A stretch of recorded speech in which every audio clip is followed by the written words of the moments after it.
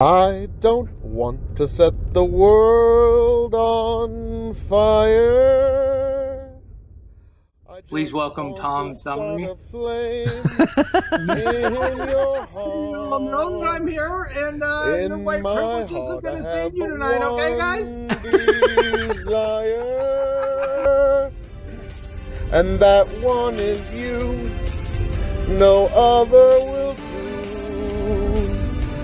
I've lost all ambition for worldly acclaim. Any government is to monopolize as much violence as possible in order for it to inflict it on as many citizens as possible. I've been on this like weird anarchist arc for a few months now. This is playing by their rules, exactly how they are. Me. I don't want to set the world on fire. I just want to start a flame. You're watching the Dog and Chicken Show. Like, share, subscribe. That's right. It's time for the Dog and Chicken Show.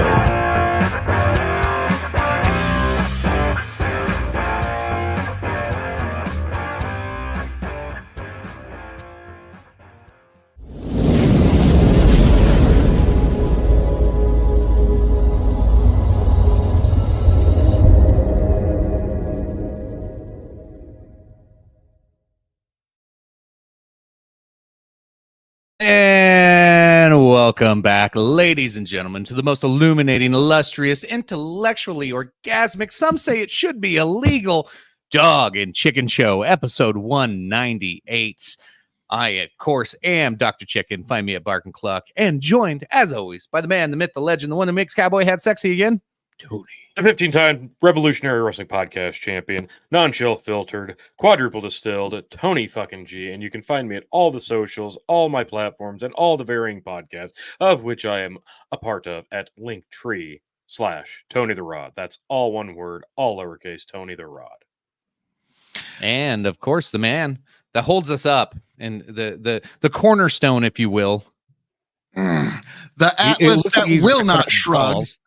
Folks, it is I, the man of the hour, the man with the power, the man that makes the other podcast cower, the prince and potentate of the political parlance, the lord of the Scottish Highlands, and one damn handsome man, if I do say so myself, your king of extreme, Phil K.O.E. And we are here at Big Buckin' Empire to discuss this top 10. But of course, you can also head on over to KOE Nation on YouTube, TikTok, Twitch, and Twitter X as well, folks, to get all your KOE content and to keep up with all the varying dramas that I find myself in on any given day. But we are here to discuss a very important topic indeed, are we not, gentlemen? Probably no. The most important topic we've ever brought up on this in 198 episodes. You know, yeah, I think I don't know which one's going to be bigger. I don't know. That's what she said. I think the top porn stars would be a bigger deal, but whatever. I digress. Well, we can still do that one. We just probably can't do it on here. Yeah. Tony's sad. I still have a locals page. You can post whatever you want. In lieu of that, let us know in the comments if you really want to see something like that. We'll do it. But they want to see it. They want to see. Yeah, who's going to answer no? I was about to say, the top 10 TV shows of all time is what we're going to get into here, folks. And Tony is wondering, should we make it a category? Like, no, keep it as broad as possible so we can really, because this is going to be a little bit of a view of how much of the media that we've consumed over our lifetimes is much like yours, and you can actually find where your similarities lie with each of us on this show, kind of through this top 10 list. And we're going to get into it right now. But before we do, gents, what are you drinking? Got my old granddad 114. Been loving this stuff a lot lately. It's all of a sudden really available up here in South Dakota. So I've just been grabbing bottles everywhere I go. Tony G? I first started off with a little bit of Jack Daniel's Bonded, and now I'm having a little bit of Redemption High Rye Bourbon. Well, because I don't have to drink any gin tonight, I'm actually having some Weller 107, so I can actually enjoy. Phil, you still have 2 paid subscribers that are on this show with you right now. Yeah, it's true. That could still happen. Fucking ass. Yeah. Motherfucker. Like, you hold the fuck on there, big guy. Yeah, depending on how your choices go. Right. Yeah, like if I put on like the Andy Dick show on the top, they're like, no, Phil, you have to finish your fucking bottle. Fuck you. All the gin. But yeah, like that's like all the gin. Like now that hey, let's give some credit. Like this will be the only time the Andy Dick show will ever be mentioned, even in the same program of a top 10 of anything. So that's true. Hey, this is history, folks. Finally, you saw it. It's a very small, very unknown piece of history, but history nonetheless. So, all right. Andy Dick made it on tonight's show. Way to go. A small piece of history, not very many people will be familiar with, but small ironically, my number 10, Andy Dick show. It's bye, Tony. Bye. Yeah. All right. Without further better than my number 1. Chicken. I told these guys before the show, number 1 was Sex in the Sex. Since this is the Big Bucket Empire Dog and Chicken show, I'm gonna let you guys rock, paper, scissors, draw straws, flip a coin. However who's gonna go first? Go ahead, Chicken. Go ahead. So I'm gonna pull up here. Some scoundrels who run a shady bar with all kinds of crazy hijinks. If you don't know what I'm talking about, they get into every episode's the same. They come up with some crazy scheme and play some dirty jokes on people or have some crazy adventures, and they always backfires on them. And even though every single episode's exactly the same, when it's on, you laugh, you love them, and you watch because It's Always Sunny in Philadelphia deserves to be on a top 10 of the greatest TV shows. Most entertaining. Danny DeVito's fucking amazing in this. The comedy throughout here, and surprisingly that I think there's been 2 attempts at cancellation on these guys. I'm not sure. There might have been more, but no, this show is hilarious. It's great. They make fun of everybody. It's great. It's good old fun humor before shit got all weird and crazy when the Aztec calendar ended. 2005 is that what it says? Yep. 2012 when everything changed. So Tony, I don't really watch too much Sunny in Philadelphia. How about yourself? Is that a show you're really into that much? Because I've only seen the YouTube. It seems funny. I've seen a handful of episodes. It's not one I got into religiously, but yeah, it is funny, and it's one of those. The cast kind of makes the show. Like the concept maybe wouldn't have upheld itself had the cast not had such good chemistry with each other. Yeah, and like you said, it's all kind of the same episode every time, but different somehow. So yeah, the handfuls of episodes I've seen, that's spot on. But yeah, the cast just has such a great chemistry. You can't really deny the humor. It doesn't force itself. It just comes naturally. It's like what this reminds me of, why it's relatable, like me specifically, why it's relatable and why I love it is like when people are me and my wife talked about this the other night when we're like, when people are asking us our family history and family story, my wife always goes, well, do you want the Oprah version or the Jerry Springer version? Because my family's just the Jerry Springer version, and that's what this show is. It's the it's the crazy fucking hijinks of my friends and fucking family, and that's why I relate to this show so much. Nice. Man, hang on. Let me take a look at my list because there's one I think I might need to change. Yep. See, look at that. I'm already impacting KOE's. Well, not for the reason you think, but like it gives you made me think like family show. Okay. There's one I needed to throw in there. But all right. So Tony G, after It's Always Sunny, what do you got for us, sir? For your number 10 pick. My number 10 pick, I'm going to go with a guilty pleasure of mine that I've enjoyed since I was a kid. I don't know why. It's just one that always It's another one of those casts just have the really good chemistry, and it's a stupid sitcom, but god damn it, most people never even watched this fucking show, and they didn't even know it existed. But this is fucking amazing. This is one of the best sitcoms ever, and I'm talking about Wings.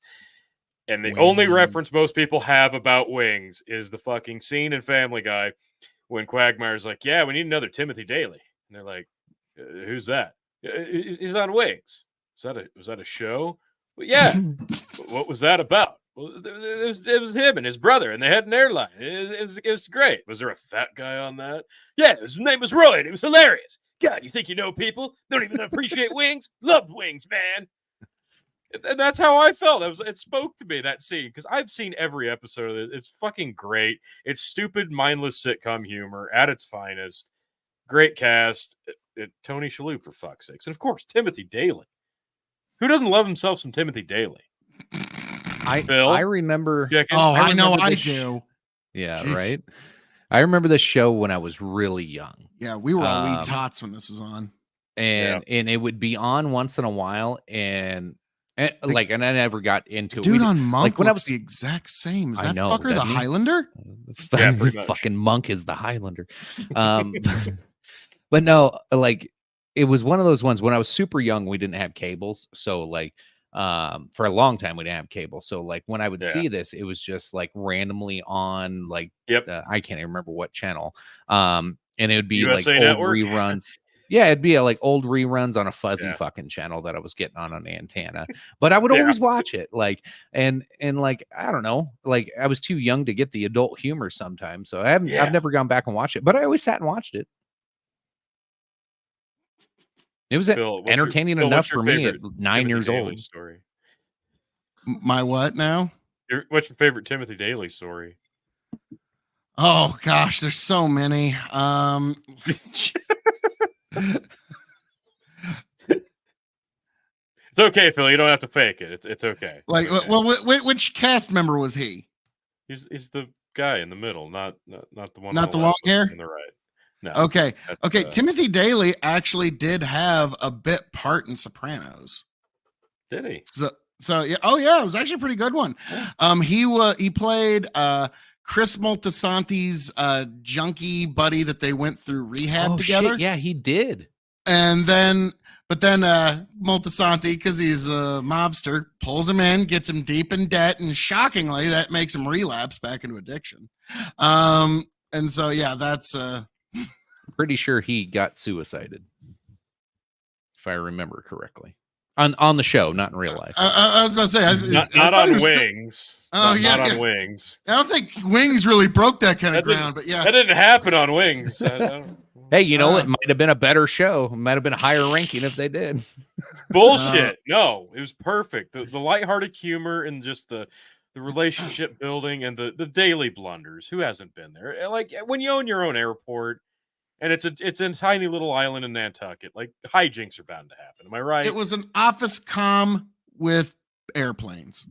Yes. That's the best way to put Wings. Now, my particular pick for number 10 is a true classic of American art through television. It was a true renaissance in style, in it truly brought about a new era of television. And I am, of course, talking about Love and Marriage. Oh, that's a great one. Marriage go together like a horse and carriage. This I tell you, brother, you can't have one without the other. Yes, folks. Married with Did you children. know that Al Bundy wasn't originally supposed to be a male character? The main character was supposed to be a female, and it was Roseanne Barr was the first one actually offered the role. Remember, I saw wasn't that just on a YouTube short? Like she talked like a month ago. She was talking to Theo Vaughn about it, I think. Yeah, facts you didn't know.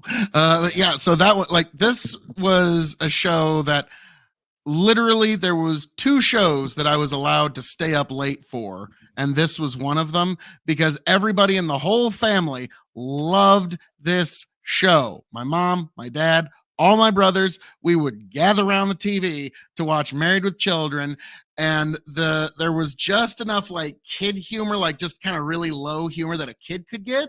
But then there was a bunch of stuff that went way over the kids' heads that they didn't get, that mom and dad are fucking laughing their ass off.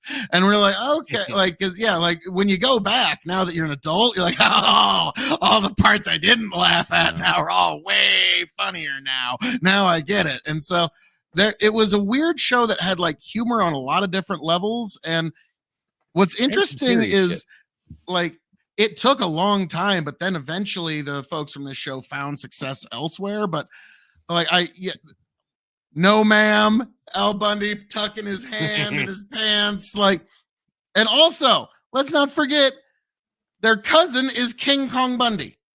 That's true.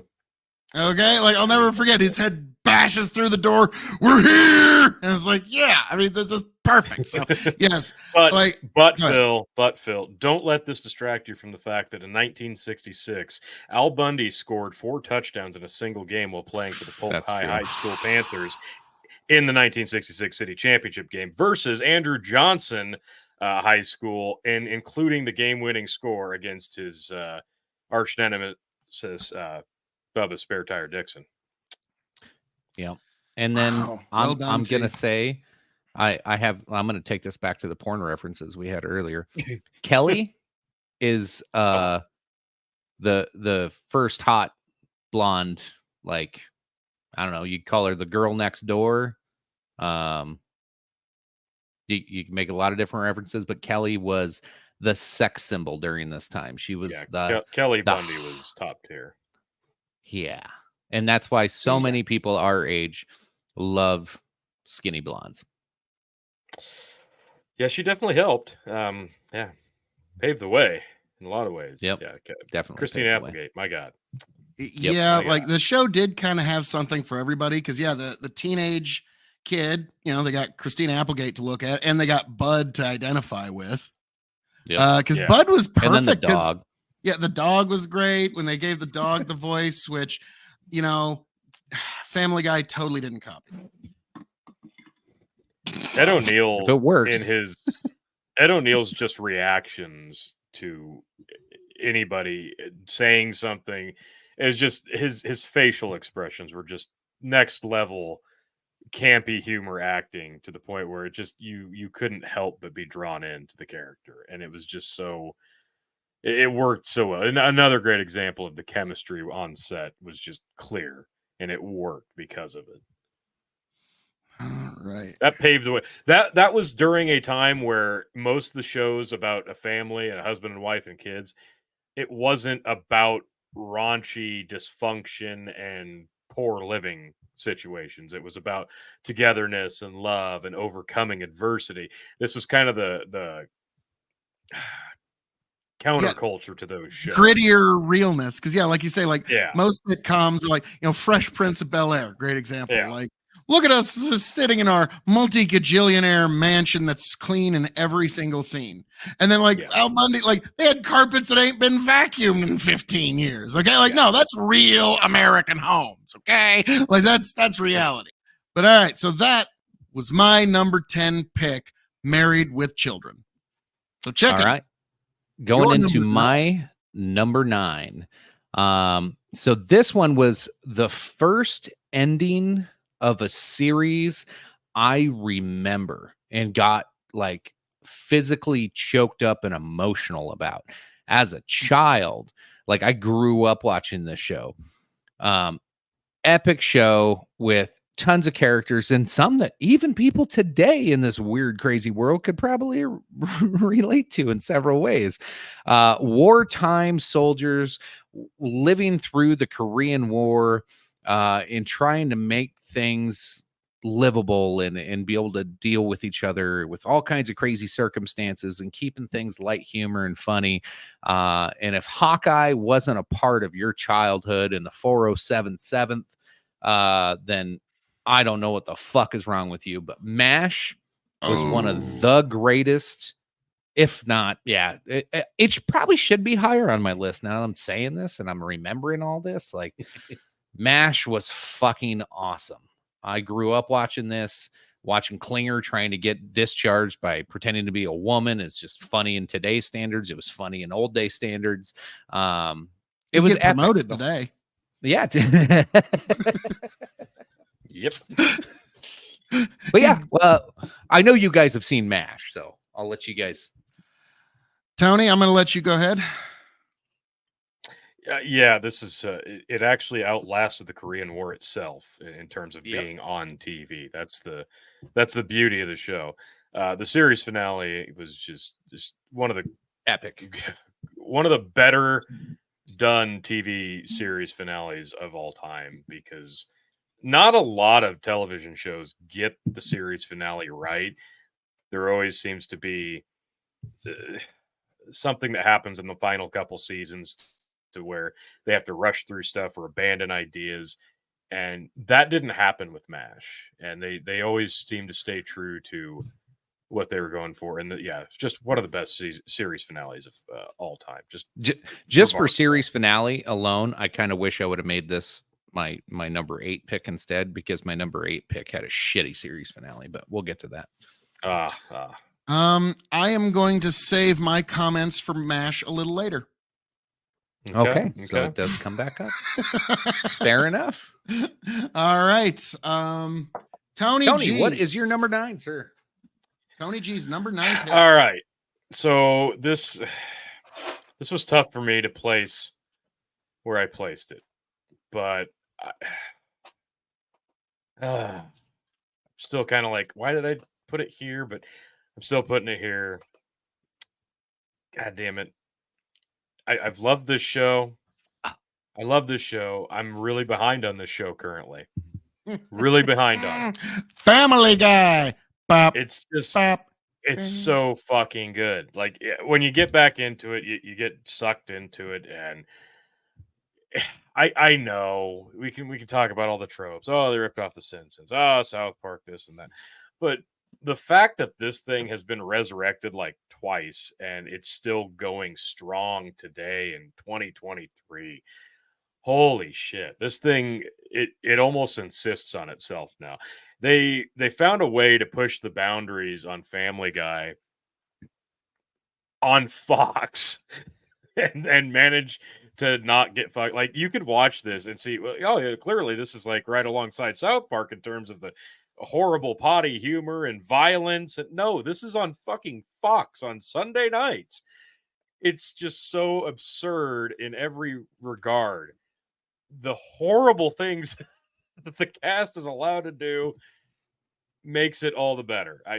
I know it's a lot of flashbacks and this and that, but this was one of those shows that when you first discovered it became something kind of special. And they haven't evolved the show a ton since then. They've tried to keep up with the times and topics and the changing of the world. But at its core base, you still get just a damn fine cartoon, an adult-themed cartoon. This is just one of those that's always going to be funny. So many rewatchable episodes that are timeless content. And I think that's a true marking of especially a cartoon aimed at adult humor. Yeah, I have them on my honorable mentions list. Okay. This was like right, like I wrote them down as 10 and then scratched them out, and then I put them back as 10 and then scratched them out again. Like I was fighting on this one because I want to put them in the top 10, but for all the things you said, they deserve a high praise. But for something else that you said is lately nothing's really adapted. I remember when they came out with their first movie. Holy shit, it was on point. It was great. It was fantastic. And then since then, it's just like they did their Star Wars special, which that was kind of fun. And then it's like, what's your next thing? And there's just not, to me, it's just been coasting for about 5 to plus some years. I don't know how long. It's just been coasting. There's so much content out there and they're not going after it. They're playing it safe. And I'm like, again, like I'm sure South Park will come up. You mentioned it already, but like South Park still is edgy and saying shit to like in making headlines. Family Guy, I don't know the last time they made a headline. Yeah, it seems to be like every once in a while they drop an episode that's undeniable, but the rest of the season is largely forgettable. And that's kind of, like I said, they haven't adapted. It's still fun to watch though. Even the shitty episodes are still fun. Yep. Now, I need to say something here. Just as well get it. My number 9 pick is also Family Guy. Well, just keep it up then. There we go. I mean, but yeah, Family Guy is my number 9 pick as well, because you want to talk about a show with fucking staying power. I mean, now, granted, it has a lot to do with the fact that Seth MacFarlane is a content factory, and he just now. I have to say this is a true story. Every word I'm about to say is true. My father got to meet Seth MacFarlane one time. It was at a piano bar in Chicago, and my dad had no idea who Seth MacFarlane was. And did your dad talk him into not getting on that plane? Because that would be a cool fucking story. That'd be this is long after awesome story. No, you'll like this. He gets up there, sings some Sinatra, and my old man's like, and this guy sings Sinatra better than Sinatra. Minute he gets off stage, I just walk right up to him, shake, man, you got great Sinatra. I'm buying you your next drink. And I'm thinking, like, Dad, this guy does not need nobody buying him a drink until the end of time. But, okay. And he actually like took a few sips, and then my old man even said, "You're really good. I hope you make it." And like he said something along the lines of, "Well, we'll see if my day job works out." Fuck, that's awesome. So like I don't even know, my old man doesn't even know that Seth MacFarlane roasted him to his fucking face. Oh, but he was just like, "You're a good singer, you're good shit." You're like, yeah, so I thought that was too funny. So whenever I see Family Guy, I always think of that little story of my old man not even knowing. I don't know if it'll come up, but like you said, staying power and Seth MacFarlane being a content machine. He obviously the Cleveland show was a fucking disaster. Thank God that ended. I thought it was misunderstood. It was, I enjoyed mustache face. This is the Cleveland like show. when it's on, I enjoy it. It's not memorable. No, it was not memorable at all. You could tell it was the B team of Family Guy getting moved. Yeah, all of his other endeavors, like the Orville, I've heard really good things about the Orville. I haven't really. I don't even know how to watch the Orville. I don't either, but I've heard good things about that. But American Dad specifically, like that thing has also stood the test of time because I think that came out in 2005, and it's still going. Yeah, some of the humor because it's political gets a little dated. In some regards, that show's better than Family Guy. In some regards, in some, and it was definitely for a few seasons. But then you can tell Seth just kind of jumps from place to place to place and putting out fires. Now he's got so many shows going on. It's kind of like us with podcasts. Yeah. So all right, Chicken, what is your number 8 pick for greatest television show of all time? So mine is a serial killer, but he's not the serial killer you think he would be. He is a member of the Miami forensic team, a blood spatter expert, if you will, who lives by a code of only killing the most evil people and criminals out there that the police can't catch. I am, of course, talking about Dexter, which this show was captivating all the way through until the final episode. The final episode was fucking awful. And then they relaunched it in hopes that nobody would remember the final episode. But because of how good this show was in the beginning, oh my God, what the fuck is going on here? Weird ass ads. We're getting, but no, anyway, I'll be honest. I fucking love this show. Everything about it. I loved like the storyline of the honor and the code and the bad guys and how they stretch some of this shit out. And yeah, no, this show was a roller coaster of craziness and guest appearances and all kinds of stuff. Now, it was a Showtime special, so not a ton of people got to experience this a week after week. But I remember me and my wife, while my kid's just a toddler, like, I'm like, well, let's get him to bed. We're gonna watch Dexter. Like, that was our fun at night, and we fucking loved watching Dexter. I was a very big fan of this show too for the first 4 seasons. I fell off, like, the Trinity Killer to me was the perfect television villain, and there was really nowhere to top that. Like, because to me, I measure creepy villains on a scale of 1 to 5 Lithgows now. Like, how many John Lithgows is it? Like, if it's 5 John Lithgows, it's as creepy as it can get. Because the Trinity Killer kind of redefined a creepy fucking villain. Like, and I remember even John Lithgow in an interview, he's on like Conan or something, and he said, like, yeah, my wife will get done watching an episode and she'll turn to me and go, "Who are you?" And like, yeah, because he was that compelling as a villain. So, like, to me, like, the other seasons were really good. I think the second season had the best pacing. But the 4th season, to me, like, I couldn't really follow it after the 4th, just because it was like, no, it's kind of like why I haven't seen the new Star Wars movies. It's like, why ruin what's good? Yep. Yeah, you guys will probably announce a few of your favorites that I kind of have that too. But no, yeah, Dexter was awesome. Tony, did you ever get to watch Dexter? I've never seen an episode. Oh, you poor guy. You are missing out, because it was a very good show. It was a damn good show. I'll give it to you. All right, Tony G, your number 8 pick, sir. Well, Karen already mentioned it already, but that's okay, because it deserves mention once again. And I'm sure it's probably not the last time we'll be talking about it, because Phil already alluded to it. MASH. Fucking Christ. 407. And here I thought that show, like, I was going to, like, come out of left field with, hey, you guys remember? Oh, wow, I forgot about it. No, everybody came with MASH. No, this was such a good show. For every character on this show was stellar. Every single one. This is, again, chemistry. Alan Alda, when Alan Alda got up his own ass and got behind the camera, the show was still so fucking good. Major Houlihan was like the first MILF. Little bit. And you can make the case that Frank Burns was funnier, a better character than Christ, what's his name now? It's escaping me. When they replaced him with fucking oh yeah. No, Frank Burns was better. Frank well, Burns. yeah, obviously. But yeah, I know who you're talking about. The bucket hat wearing fishing loving guy. Yeah, like no.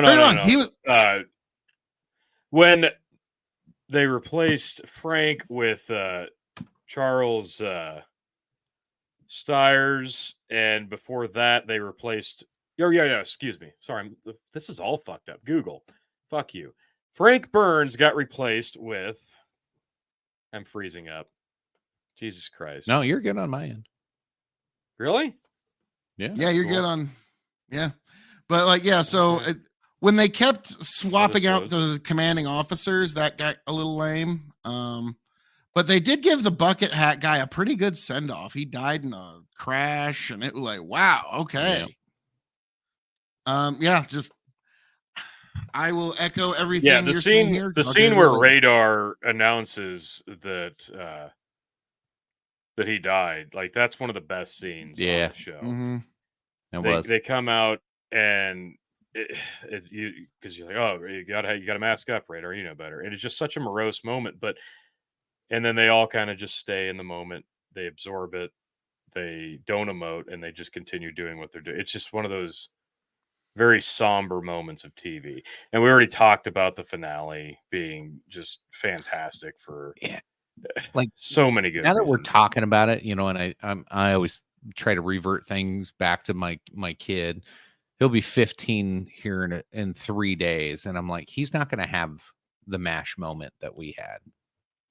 Right. Like, his MASH moment's going to be like Yellowstone, maybe. We'll see what happens with that. So Why are they maybe trying to build Yellowstone will be his mash. I don't know. Yeah, Yellowstone. Why are they trying to build things in my valley? I don't like it. Why does everybody want my fucking beautiful property with mountains around it?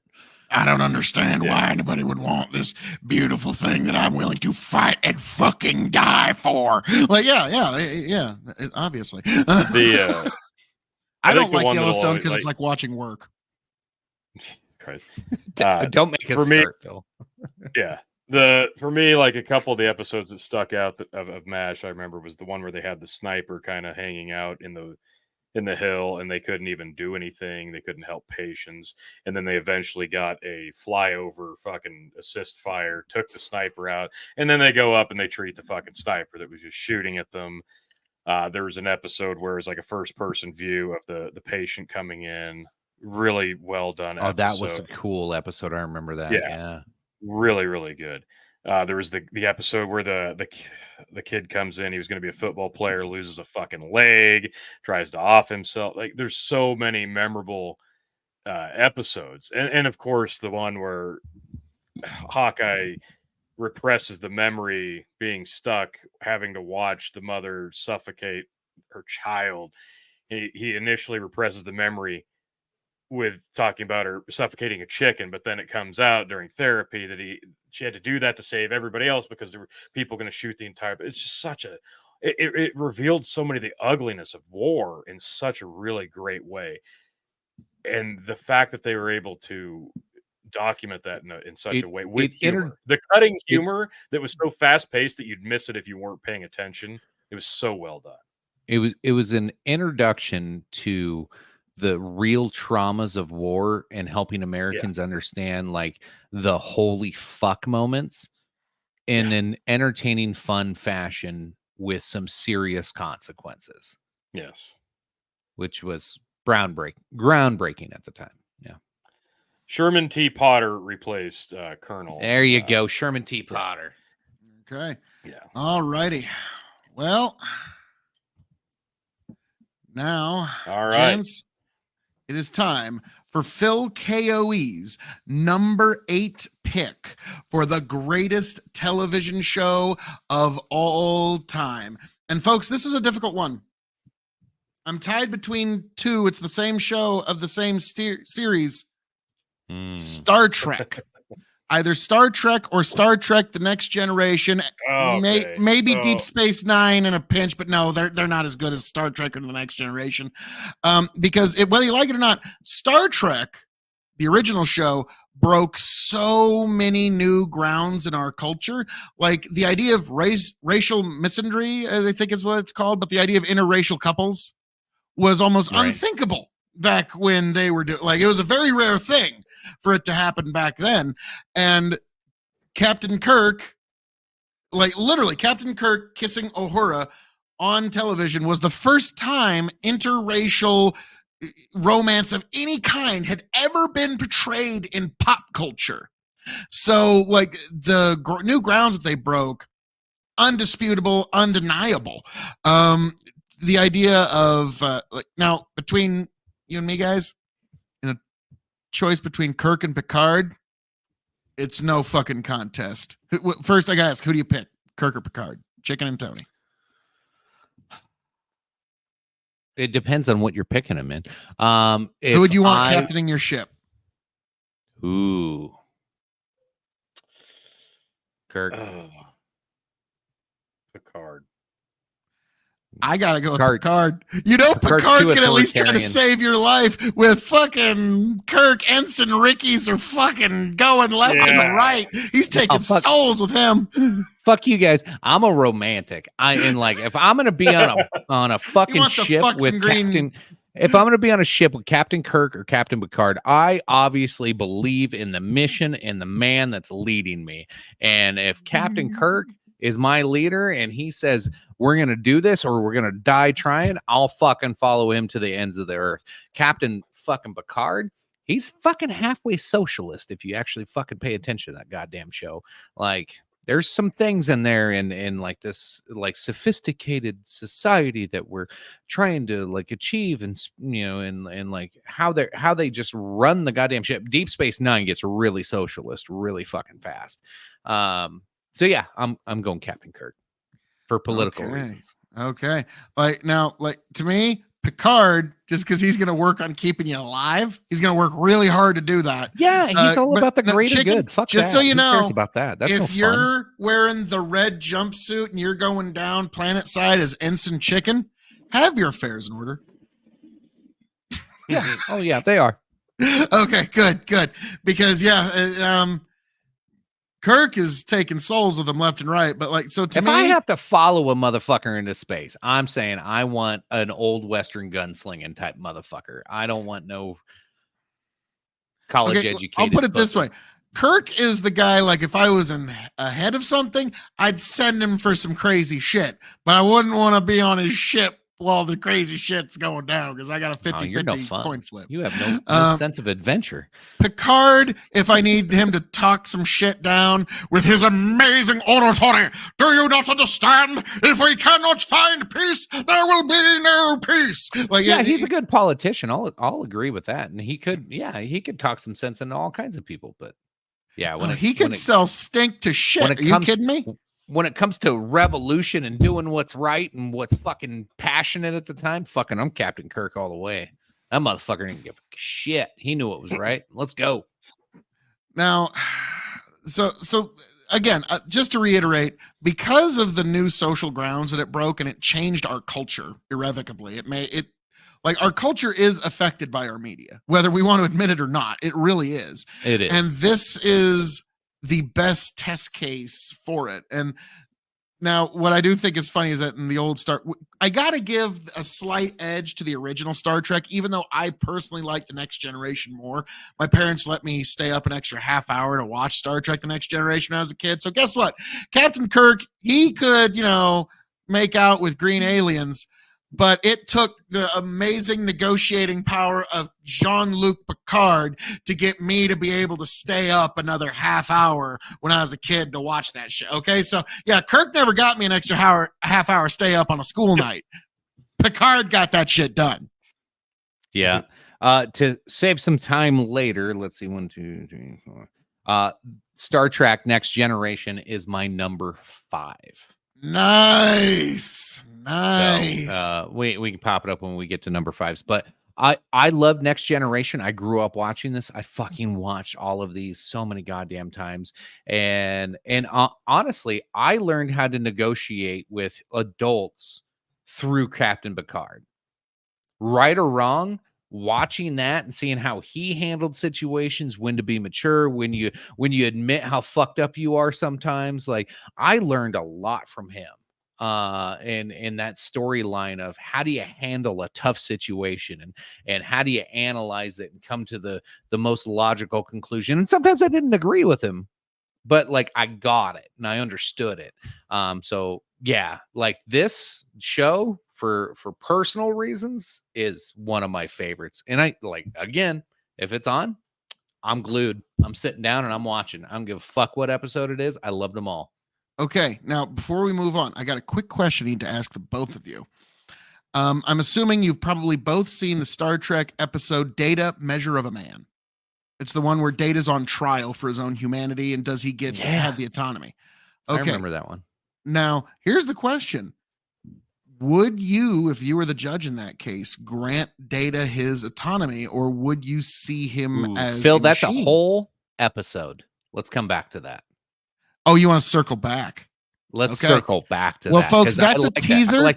I like that as an episode. That's a teaser then, folks, for a future pre-recorded. Because I think we all like that one. But all right. So Star Trek we have. Now we move on. Phil, we are approaching the 15-minute mark towards the end of the first hour. Jen.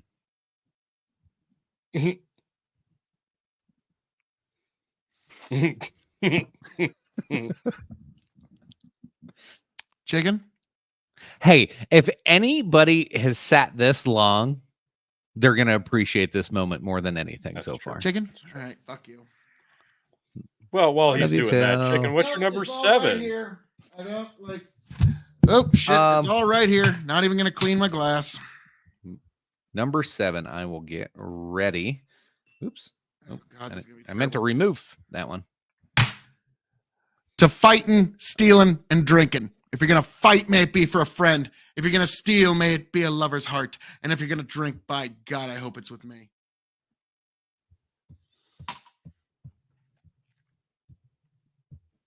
Yes. Ah, Enjoy. I hate you.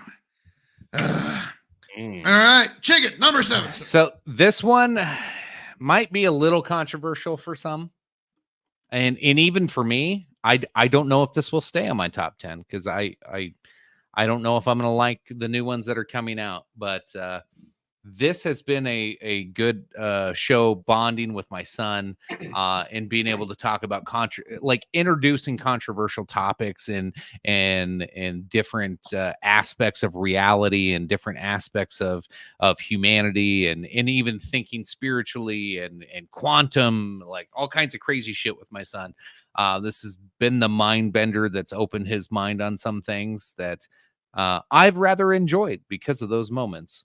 Of course, it's the alcoholic grandpa that living in his house with his degenerate stepson, who is married to his beautiful blonde daughter and has 2 grandkids. And one helps him on crazy adventures. Of course, I'm talking Rick and Morty. Now, they've replaced Rub-a-dub-dub. I'm Pickle Rick. Now, we'll see how the new ones go. I'm trying not to be a dick and judge them. I'll watch it. I'll see if it's any good. But this show, like, it's honestly one, like any stoner show that can get somebody who's sober to watch it is fucking great. Because, like, if you're stoned and watch this, fucking Christ, this is great. But if you watch it sober and still get a goddamn good laugh, and then you take the ideas from it and can have a provocative thought and really like sit there and contemplate, you know, the universe and life and aliens and all the crazy shit. Storyboard aside, like that's cool. But then the story's fun. And it's just adventure after adventure with some crazy thought processes. So I have really, really enjoyed everything they've had to offer so far. I don't have high hopes for the new season. We'll see. Okay. Rick and Morty. It was one of the funnest, smartest shows on television. The new ones, like, I don't like the new voice actors. I'm sorry. And I do feel like some soul has been taken from it. Like, and I don't know exactly how to describe it, but Rick and Morty did have some of the deeper moments in all, like, there's one beautiful moment that, like, I'll never forget. And so many people act like this. And it's the scene where, you know, time is getting all fucked up and there's millions of different timelines that are all splitting up and they got to get the collars on to bring the timeline back. You all know the episode I'm talking about. Yep. And one of the realities, Morty doesn't get it right and he can't get the collar on. And so Rick puts his collar on him and he goes, "That's okay. I'm okay with this. Be a better man than me, Morty." And then he sees the collar. The collar! I am not okay with this. Oh, Lord God, heavenly Jesus in heaven, hear my prayer. Gets the collar and not today. And like that, like so many people are kind of like that. And so that's what I love that particular scene in Rick and Morty. And then there was the acid bath. It was just like, okay, this is just like you like, and Tony saw my reaction live to that one. We're like, he fucked with us for 35 minutes. Yep. For an acid bath. Like, this is a Bugs Bunny bit, okay? What the fuck? This reminded me a bit of a Bugs Bunny bit. And I love the wafer things that he would eat. Like, my dad eats those fucking wafer things, and boomers love those things. I can't get enough of them. So yeah, but Tony, I've been going on a little bit about Rick and Morty. I got one more thing I want to say, but I'm going to let you go first. I'll come back to me. Okay. The last thing I'm going to say about Rick and Morty is just this: is contrast that with like the Simpsons. Grandpa Simpson, he was doting, he was idiotic, he was kind of a burden on the family because that was the baby boomers, dealing with the World War II generation. Now Rick and Morty, he is the undisputed patriarch of the family, despite the fact that it's Jerry's house and Jerry's kids and everything. And unfortunately, think about like how many millennials and Gen Xers are still like, the baby boomers are still very much in control of things. And so it's a very interesting reflection of our society too. And it's also a great way to get your parents to watch. It's like, yeah, he's 71 and he's the rich and he's the most intelligent human in any universe. Okay. Yeah. So that's my take on Rick. All right. I assume Tony, we're going to come back to it again. Okay. What's your number 7, sir? All right. So my number 7. I would really love to place this higher. I would love to, but I can't, and I'll get into why. But it had to be mentioned because this was such a that was my groundbreaking number 7. show. Then I changed it. That's crazy, dude. Well, there you that go. Was my number 7, but then I changed it to a different one because like this was groundbreaking television. And a lot of the conspiracy theories that we have to deal with today are because of this show. The X-Files literally bred ground of an entire class of conspiracy theorists. Like this show is directly responsible for at least 3 people being conspiracy theorists. Like that's statistically undeniable. It's one of those situations where they had such an interesting idea for a TV show premise. Like, okay, there's the paranormal, the scientific, crazy, alien-centric section of the government that we don't talk about. What a catchy name, the X-Files. And then, of course, the fucking theme song. It had nothing but the theme potential. song. Everybody knows it. Yeah, it's so undeniably perfect in this regard. Like, you can't look away. Once the intro hits, you're like, okay, even if I don't like this show, like now I kind of need to watch the first few minutes because the fucking theme song just kind of hooked me. And it didn't matter if it was one of the serious canonical episodes or if it was the Monster of the Week episode. If it was like the Monster of the Week, it was funny, it was campy, and there was always a happy ending. If it was a canonical thing, like a continuation of a story that they've been doing for a while, it usually was done well. The acting was mostly good. There were some people on the show that were not great, but there were so many different characters. The Smoking Man was just one of the most ominous presences ever. You can't, like, that's one of the greatest, just mysterious characters of television history. Fox Mulder's just one of the slickest motherfuckers. It was just so not even relatable, just charming. You had David Duchovny, the man who basically invented big dick energy.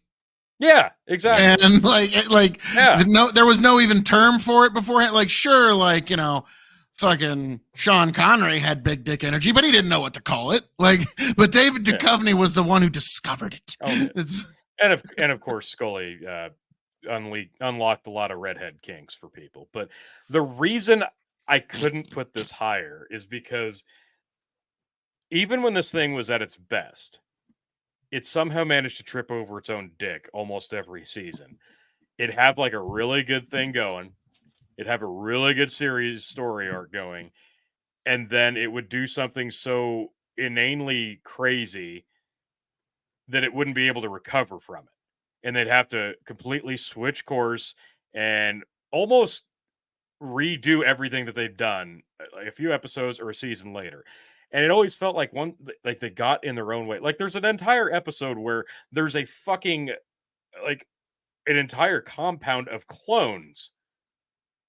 And then that never gets looked at again. And we all just have to forget about it. Wait a minute. But there's a bunch of clones like over by Canada of like Mulder's sister. No, that just doesn't exist anymore. Tony, we don't talk about Hawaii. Okay. Yeah. So We don't talk about Bruno. And then they yeah. rebooted this thing, and I'm like, okay, finally, we're going to answer some of those fucking questions we left open. And they didn't. And then they rebooted it again, and I'm like, okay, now they're going to. Oh, no, they're not actually going to. And then the fucking complete finale was just so goddamn disappointing. Like, the final series finale of it. It's had like 3. And honestly, none of the series finales that the X-Files has done, like I said, there's like 3 of them, were good. So that it does lose a lot of points in that regard. But it was so groundbreakingly just fun, monster, sci-fi, paranormal, alien, just everything good about it. It did it so well. The X-Files didn't make mine because a lot of what you said, I would watch like 3 episodes into a season and be like, fuck, here it's getting good. Episode 4 and 5, we're like, okay, it's gonna happen. Something's gonna happen. Something's gonna happen. Yep. Episode 6, something's gonna happen. And then episode 7, you're like, fucking goddamn, it's just like last season. Nothing fucking happens. And nothing happened. Yeah. Yeah. I remember when they tried to replace Mulder with T-1000. That did not work. That was kind of when we knew it was on the way out. My mom used to take care of the chick's mom in the nursing home in Waverly, Nebraska. Wow. Fun fact. Nice. Well, all right. Moving right along, gentlemen, to Phil, my what do you number have, sir? 7. And really, the best way to let you know what my number 7 is sun is shining bright, walking like survivor. I'm not an outsider.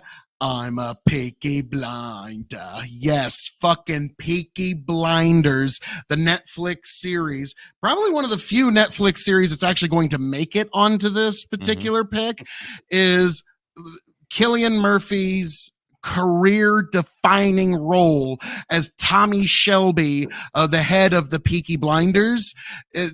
Every single scene, you could literally do an entire body language study. And I've seen people do 6-minute scenes of Peaky Blinders, and they do 35-minute body language studies where actors and everybody else can get a lot, if you're trying to read people, if you're a poker player, or if you're an actor wanting to know how to portray certain things.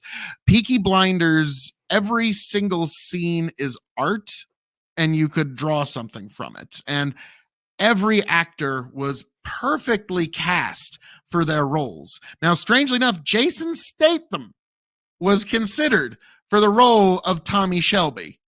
I'm glad he didn't get it. Me too, because they actually asked Cillian, we don't know if you can be as badass as we need for this role. And he goes, I am an actor. Now, this is actually based on a real Birmingham gang out of that particular area of England called the Peaky Blinders, and they would wear peaky hats that they kept razor blades in part of it, so they could just yank the hat off and slice you. And they were known. They would take people's eyes. That was how they wouldn't kill you. They'd just stab your eyes out. And then people got the hint. And that's how because they wore the peaky hats and they were the blinders. So they got known as the Peaky Blinders eventually. And so the first season is close-ish to actual historical documentation, but by the third season, it's its own show. It's its own story. It's still amazing. And the ending of the show is even perfect. They could do a movie and I'd go see it, but they don't need to. So it's one of the very few shows where you can say every episode from start to finish is perfect. And that's Peaky Blinders. Have either of you gotten into this show at all? I have not. I've only watched the first season, which was really good. And I've been meaning to come back and watch more of it because I fucking loved it. The first season, I was like, fuck yeah. But it's one of those ones that I know my wife will love it too. And so we both have to go through it, which is a journey in life in itself. So someday, maybe. Yep. She's You fall in love with the Shelby family, then you fall out of love, then you fall back in love with it. Those are it's the a great best ones. show. But I do recommend that. Like, it is, like I said, this is what knocked off X-Files. This show is a must watch in my personal opine. So we move onward and upward to number 6. The number 6 picks of all three of us, gentlemen. So, Chicken, what is your number 6 pick? Mine is the greatest classic cartoon ever known to man, The Simpsons. They've done it all, and they're still doing it. I don't know how you argue not having this in your top 10. This is touched and been a part of culture for what, 40 years now. I don't know. It started what, 89 is what it says of when it started. I believe you're correct. So there's not much to say. They've made fun of everything. They've come up with every storyline. They're a part of every piece of pop culture, including conspiracy theorists. We all know the head cutting off the statue. Like, there's so many things about this show that are like always going to be memorable. The incorporating them between, like, Family Guy incorporated them, and they did like back and forth. Like, they've had back and forth with Simpson or with South Park. They've had movies. The franchise is what it is. Like, it's an incredible TV show, and there's no denying that they belong in the top 10. So all I'll say is, this is staying power in the dictionary. I think that there's just a picture of the Simpsons, and holy Christ, this thing may never actually end. I think Mike Groening has just set this up to go on forever. Now, it's not as culturally impactful as it used to be. Like, Eat My Shorts was a thing when we were kids. No, it's not.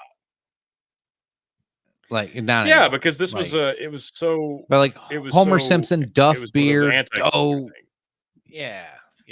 I'll have more to say on The Simpsons a little later. There were a lot of things that made this stand apart from other shows. Now there's so many adult-themed cartoons. The reason The Simpsons still holds up is because of its staying power. It's not. They're the OGs. It's not doing anything different. It's doing the same thing Family Guy is doing. Like, they're not adapting, they're not evolving, they're just staying the course, longevity. And I think my biggest problem with have you guys figured out that that's what people want? They want that continuity. Staying power. Have you noticed that all the most popular shows go back to a stasis at the beginning of every episode? Yeah. Yes. People like that fantasy that their family can always be in stasis. A couple of weeks ago, I can't remember the exact video, but somebody actually broke it down. They pinpointed the moment when the Simpsons jumped the shark, and you're like, oh yeah, it must have been in like season 29 or something, right? No, actually, it was in like season 6, like pretty early on. And when I tell you, you'll be like, oh yeah, holy shit, they kind of did. But there's so many classic episodes, like Monorail, so many Tree Houses of Horror, Bart in the fucking well. Like, there's Who Shot Mr. Burns. So many classic episodes. Who Shot Mr. Burns was so fun. It was great. Do you remember that classic episode when the real fucking teacher came back? What's the teacher's name? No, why can't I think of it now? Krabappel? The fucking teacher. Yeah. No, Skinner. Oh, remember? Yeah, Principal Skinner. When they brought the real Principal Skinner back, because he was fucking like POW in Vietnam or some shit. They're like, yeah, it's true. I'm not actually him. And then the rest of the episode was dedicated to, well, we don't really like this guy. So at the end of the episode, they're just like, yeah, we decided we don't really like the real you, so we're just going to pretend you never happened. And they tied him to a train, and they ran him out of town, and a guy swore him in. Do you accept being the real Principal Skinner forever and here? We'll never mention this again. Yep, I accept that. That's great. I do remember that. Yeah, that was their jumping the shark moment, and they never really recovered from it in terms of pushing the envelope. And you can go back and look. Like their scores on IMDb, I think, even or Rotten Tomatoes or wherever. It kind of shows. I'm sorry. I fucking love that though. That's fucking hilarious. Like, we kind of like the old guy. Can we just run him out on a rail? And do you swear to me the real Scott? And we'll never bring it up ever again. Like, yeah, that's small town law in like the 1960s. Okay, that's funny as shit. Like, all right, Rob, we're just gonna look the other way. Some small towns, that's still the way it is. So yeah, excellent stuff. So Tony, what is your number 6 pick, sir? All right, so my number 6 pick, we've already talked about a little, so this should go a little quicker. But yeah, my number 6 pick is Rick and Morty. I will say this, yes, Phil, you're right. Like the new voice actors, Rick's not as good. Morty, I'm actually pretty surprised. He's pretty close. He's found a way to really do pretty well. I was surprised. I thought it was going to be the other way around, but no. The only way you can take it is like you've got to just say, okay, Rick's in a worse place than normal. He's just a little more monotone. That you just kind of got to roll with that mentally. Morty, on the other hand, you get sucked in. It's not as noticeable that it's a different voice actor. That being said, yeah, I haven't listened to any of the new ones yet, so I can't judge yet. I'm completely caught up on the new ones. I just watched the 2 most recent episodes last night. Oh my God. It somehow, this show still somehow manages to make your jaw drop. When you see an episode for the first time, you're like, oh fuck, that's not where I thought they were going to go. Oh God, why are they doing this? This is uncomfortable to watch. And then you find yourself laughing your fucking ass off. Holy shit, that was an amazing concept. Why would anybody come up with that? It's like they come up with such a brilliant, stupid story arc that shouldn't be thought of, but they somehow managed to. The Vada Acid episode is some of the greatest fucking writing in television history, Phil. You said, like that. I was so excited to get you to watch that episode. I wanted to see you watch that episode because I knew when that happened, you would lose your shit, and I was not disappointed. It's such good fucking writing.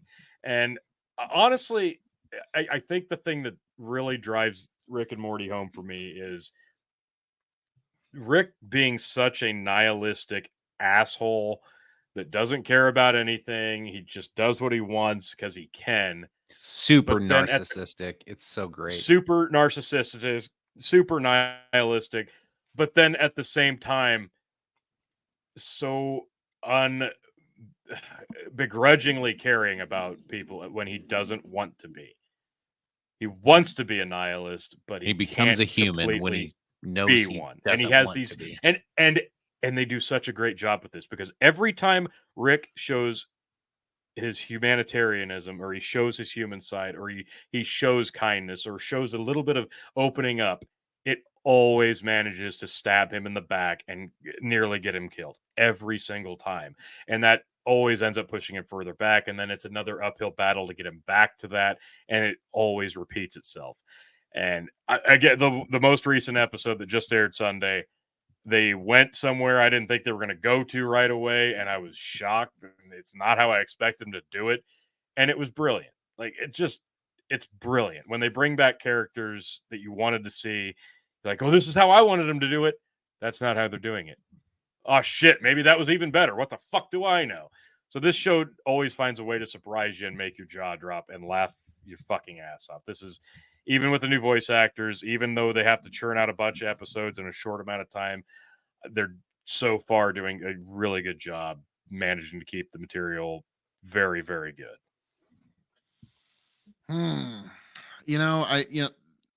Not a lot I can add to that, to be honest with you. Yeah.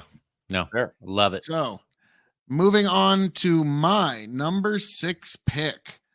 This one is going to be out of left field. I don't think any of you were expecting to see this one on a top 10. But to me, this was always top 10.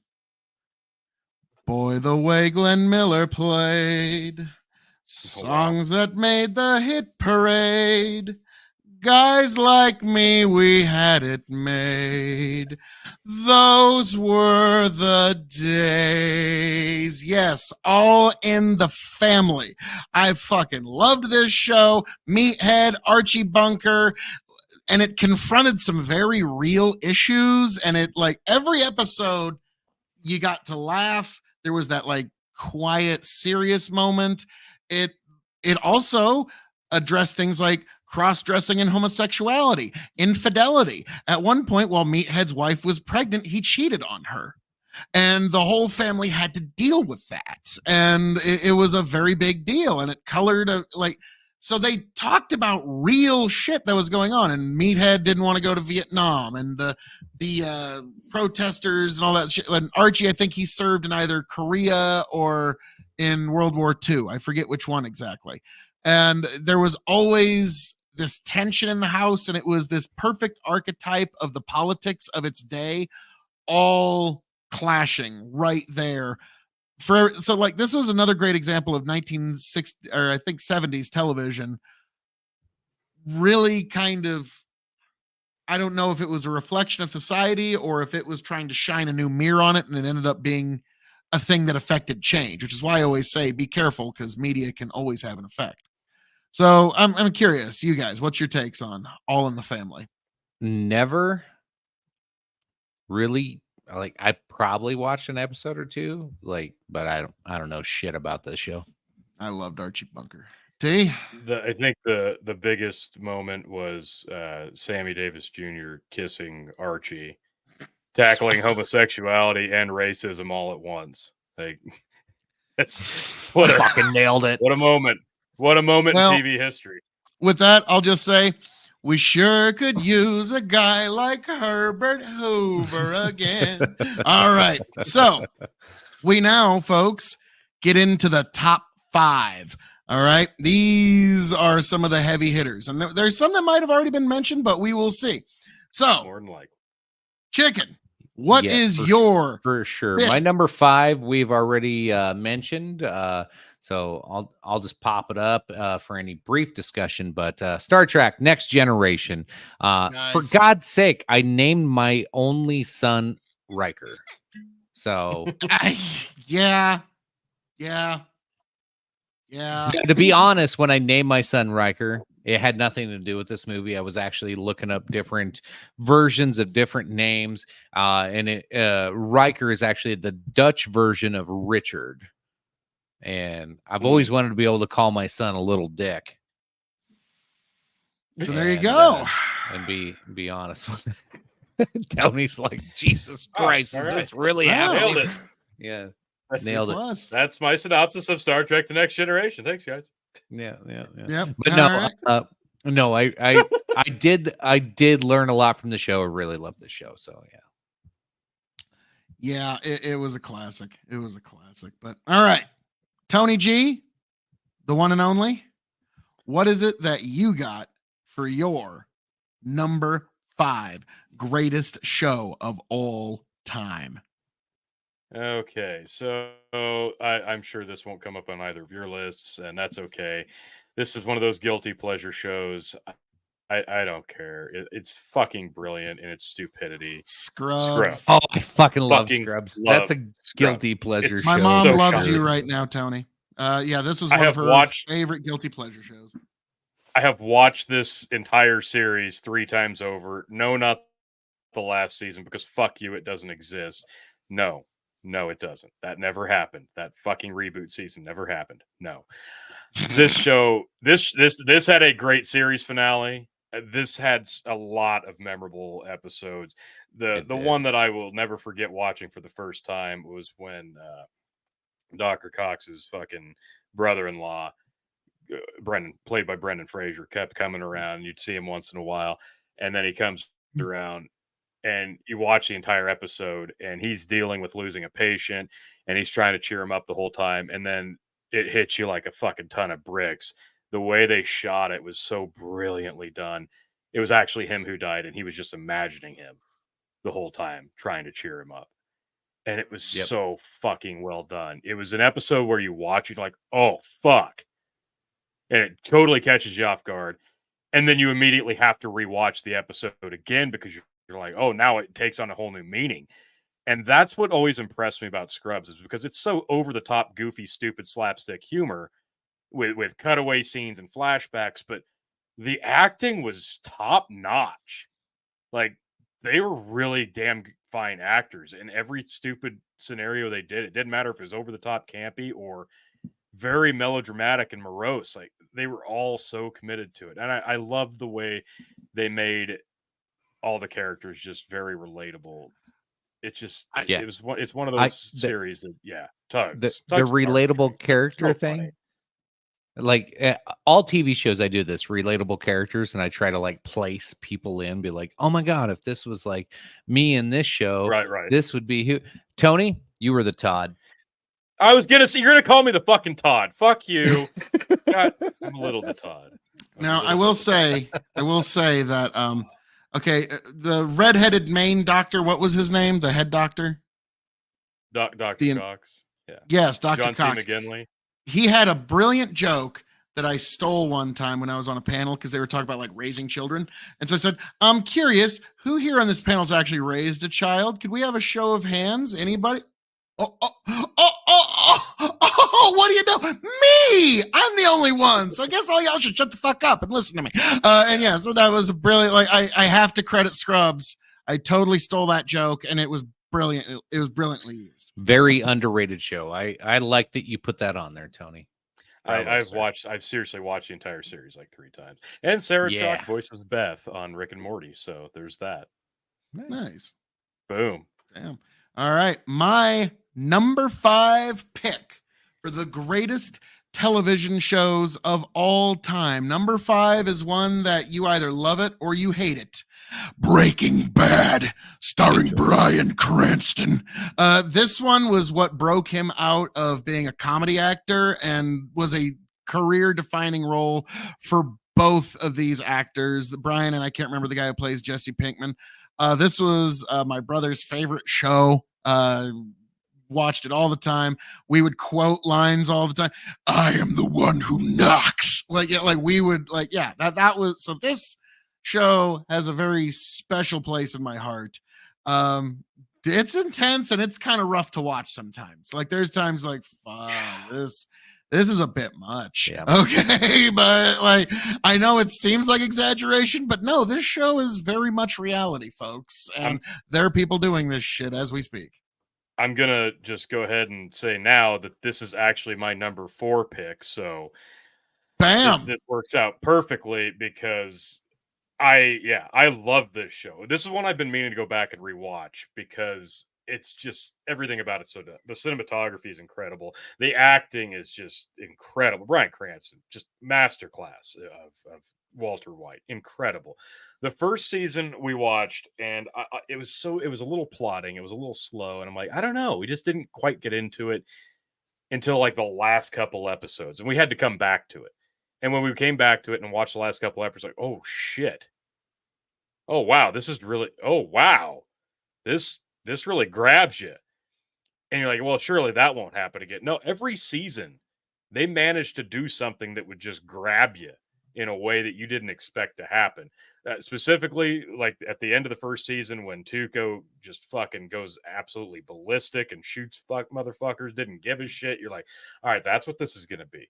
And then was it season 3 where Jesse goes to shoot the 2 guys selling that he had a fucking bad interaction with. And then out of nowhere, Walt just fucking drives over top of them with his car, gets out and shoots them in the head. And your reaction is the same as Jesse's, just stunned in disbelief. Did that just fucking happen?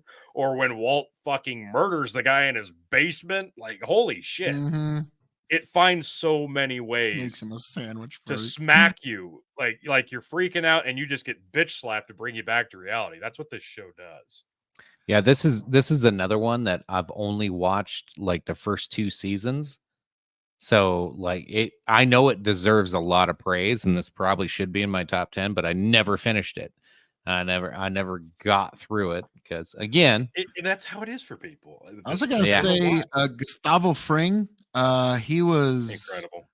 Yeah, just like it made him as an actor That's Yeah, why he's in everything now. Yeah, you're right. He did so well in Breaking Bad, and he just and the Breaking Bad memes alone, and Bryan Cranston's like, fuck it, I'm gonna chill by the pool for a little while.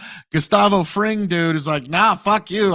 Mic me up. I got a mortgage. All right, I'm gonna do a Star Wars show. I'm gonna do The Boys. He's in some others. Like, he's all over the fucking place. Yep. He's fucking sword fighting with the Mandalorian and selling meth in New Mexico. This guy gets around. And this opened the door for Better Call Saul, the spinoff prequel. And I got to tell you, I just finished that here. I'm working on that too. That's a great fucking show. Oh my God, that's a great show. I fucking love Bob Odenkirk. He's so damn good, and he was great in Breaking Bad. He's great in Better Call Saul, and that never would have happened without this show. That also had a great series finale. This had a great series finale. I was blown away that both shows managed to really bring it home in a really good way, and just everything about this, the entire vibe, it never strayed. It never strayed from the core principle, the core concept of the show, even though it could have when it became a really mainstream thing to like this show. It became the thing, is to like this show. And that never deviated the show off course. And I always appreciated that. It really kind of stayed true to what it wanted to be. Yeah, the only thing I'm going to say about Better Call Saul is watching the relationship of the two brothers just slowly disintegrate was just heartbreaking. And it was just beautiful, beautiful acting. So that was my number 5 pick of Breaking Bad. And I'm trying to rush Chicken back to his computer just because I'm like, and this is also my number 4 pick. So we just Chicken's number 4 and then Phil's number 4. Yep. So Chicken, your number 4 pick, sir. My number 4 says, give me more diverse lesbians and make it fucking lame. What? Do you know the reference? Do you know the? Yep. What did you Chicken, make it fucking lame. Make it a lesbian, make it fucking lame. We have South Park as what the fuck? All of a sudden now it's got an age verification. It didn't up until I fucking shared the screen. Anyway, in the newest episode, South Park, holy shit, from day one. Oh, yeah, I'm born in 97, whatever. They have never really strayed from any controversy. No. Like if anybody like wrote an article on Matt and Trey Parker, it's really hard to pin them down, because as soon as, like, in today's age of tribal like feelings on things, like, yeah, all their episodes kind of tell you that, yeah, they think all your bullshit's fucking retarded. Like, basically is their mantra. Hard R telling you, hey, fuck you, your opinion's stupid. And here's an episode about how stupid you are. And you either act like Stan, you act like Kyle, you act like Cartman, or like you can't understand Kenny. So, but this fucking show from day one has been epic when it comes to just cultural progress of how to deal with daily problems and things in life, and cultural norms and different people that come into your society, how to deal with celebrities, like everything you could think of as a kid. Like, this has been amazing. We are the most privileged generation because we have had South Park to guide us along the way, to say, fuck you. You're stupid, you're gay, and you're retarded. Thank you, South Park. Thank you, Trey. Make it lame. Make it lame. Yes. I need more gay, lesbian, females. Make it lame. I will say more about South Park later. Tony? I will also say more about South Park later. All right, then we will get right to my number 4 pick, which is one that we have spoken on a little bit. MASH. That is my 4th greatest show. Like, I'm just thinking you guys are giving it not enough credit. And we've said a lot about MASH, so let me just speak my very quick piece on this. And that is, to me, the single greatest episode was when Hawkeye, there was a kid that was in the swamps for a little bit, and he smelled his musty clothes. and it brought back a memory from childhood. And it's literally just Hawkeye and this therapist sitting there. And this therapist is slowly sussing out the memory of this time where his older brother that he loved so much saved him from that time that he got him into the water. And he's like, wait, what do you mean? No, I mean, he pulled me out of the water. And then just over sussing it out, Hawkeye eventually bursts into tears and realizes his own brother pushed him into the water.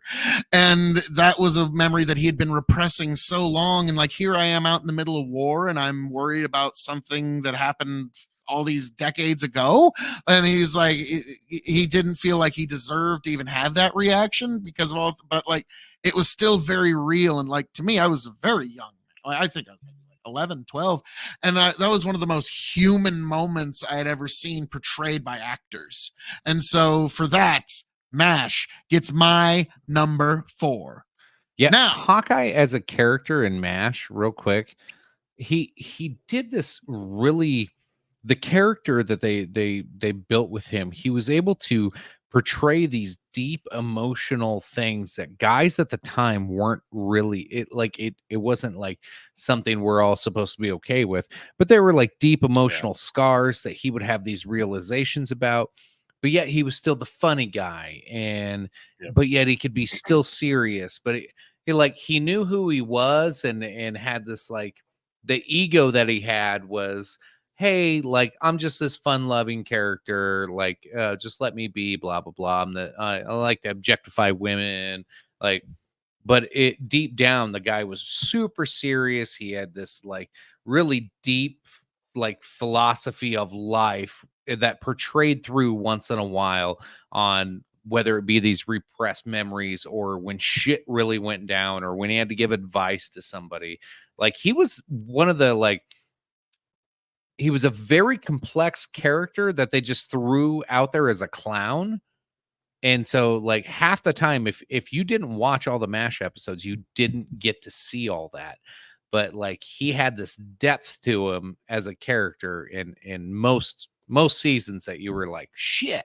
Like, and to the point where you were like, what's Hawkeye think about this? And it made you want to watch the next episode and be like, what's like, how are they going to react to this? And what's Hawkeye's opinion going to be? Like, you looked forward to getting his insight, even though he was the clown. It was really fascinating how they built that character. All righty. Well, now one of the best quotes. One of the best quotes. Oh, Bill, am I froze? You froze up for a second, but you're back. Ish. We can hear you. Okay. I'm back. We time traveled there for a second. I was just going to say one of the best quotes I can remember was it just came to me. Hawkeye talking to Father Mulcahy, however the fuck you say that. War isn't hell. War is war, and hell is hell. And of the two, war's a lot worse. Father says, how do you figure that, Hawkeye? Hawkeye says, easy, Father. Tell me, who goes to hell? He says, well, sinners, I believe. Hawkeye responds, exactly. There's no innocent bystanders in hell. War's chock full of them, little kids, cripples, old ladies. In fact, except for some of the brass, almost everybody involved is an innocent bystander. And that really surmised the horrors and the ugly side of it for so many people who may have not really thought about it in that regard. That show is, iconic. All righty. Now we move on to everyone's number 3 pick for the third greatest television show of all time. Chicken. I'm gonna catch shit for this. This is a guilty pleasure one. The acting in this most of the time wasn't that great, but it wasn't bad. It was a super entertaining show. And every time it's on and like I watch one episode of it, then I have to stop and binge watch. I don't know why I am so addicted to this fucking show, but I loved it from the start and I hated it when it ended, and I love to rewatch every fucking old one. An ex-CIA agent gets burned. Burn notice. He has to go through all these adventures trying to get his name cleared so he can live a normal life. but his antics and his crazy friends, and he's always trying to get away from the CIA so he can I just want to be normal. And he always has a crazy hot chick and a fucking dickhead friend getting him into trouble. This show it's so stupid and silly sometimes, but that's the fun of it. It looks like, like cable friendly John Wick with none of the budget. Yeah, it's kind of. That's I've never watched the show. I'm just going off of what I'm seeing here. Yeah, but most of the time the storyline wasn't bad. They were like, hey, there's this kid that got kidnapped. We need to go save this kid in order to get a favor from this guy so that guy can give us a favor. In a way, it was like a video game like storyline. I have to complete all these missions to get to the end of the story so I can meet the boss that can release me from the CIA. Like that type of shit. But you have to do 24 missions first. Wait, Bruce Campbell was on this fucking show? Bruce Campbell was amazing in this. Bruce fucking Campbell. I love it. All righty. So I can see why you'd Bruce Campbell's like, fuck it. I got a mortgage. Some people are just going to be like, fuck you, chicken. Fuck you. But I fucking love this show. I love every episode of it. It was hot, Miami, sexy women, fucking stoic dude with fucking hardcore friends and a lot of guns and stupid, silly shit. Like it's a great show to just like sit back and you can smoke your favorite smoke or drink your favorite drink. And this is just good old fashioned entertainment. And you know what? If you get up and you leave the room to go take a piss, you don't feel like you have to pause it. And then you can come back and sit down and still enjoy it and watch it all fucking day. You never have to pause it. You can miss an episode. You never have to go back to it. And you can fucking just keep watching. It's one of those type fucking shows because you're not emotionally invested. There's nothing super crazy with it. It's entertaining from fucking start to finish. And fuck you guys. I love it. Guilty pleasures. I disagree because I've never watched it, so yeah, I don't know. It's a USA pretty good rating on show. IMDb. Like USA Network shows. Even if I didn't know that this was a USA Network show, I would totally guess that this was a USA Network show. Well, you notice, Tony. Like, here's the thing: USA Network shows, they don't get a gajillion viewers, but they get like 30,000 people that are just amazingly like dedicated to and they kind of. That's what they do. Yeah. And so, all right. So, Tony G, what is your number 3 pick for the greatest television show of all time? Okay. So, my number 3, we've already discussed it a little, but yeah, this one, this is so outstandingly iconic.